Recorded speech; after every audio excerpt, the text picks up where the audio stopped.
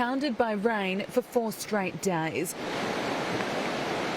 Communities along the mid-north coast have gone even further underwater. This is the biggest flood I've ever seen. Parts of the state have received almost a metre's worth of rain since late last week. And unfortunately, that rain is continuing to fall in these same areas. Properties from Port Macquarie to Bulahdelah damaged and destroyed by a slow-moving natural disaster. Oh, well, the water's come right up here. To see here, this front yard here, this fence was underwater, and this whole dam, the floodwaters was running around and coming down off the road there.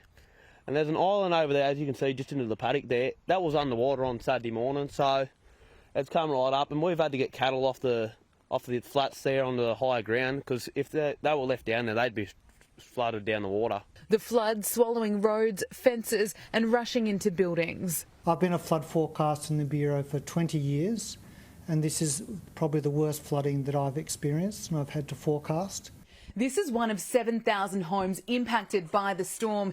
As you can see, water has flooded the entire ground level and owners are doing everything they can to protect their belongings. Got everything up that we could get up off the floor, so that saved some of the stuff.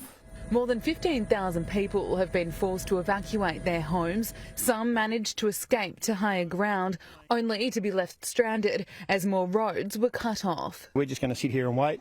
If it comes up any further and they can't get through, then we're going to ferry food across in the Chinny. Communities are rallying together as they fight the floods. It wasn't long ago these areas now underwater were surrounded by flames. Some communities who were battered by the bushfires are now being battered by the floods. But I know for many people, they will feel like it's breaking point. Residents here face a long and challenging clean-up ahead. There is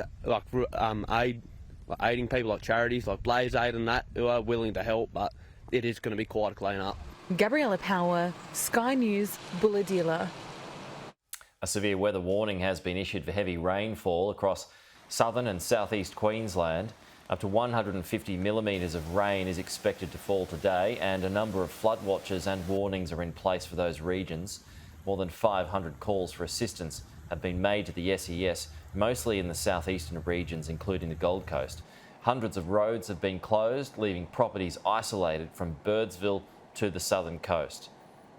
Flood warnings are in place for the Nerang and Coomera rivers.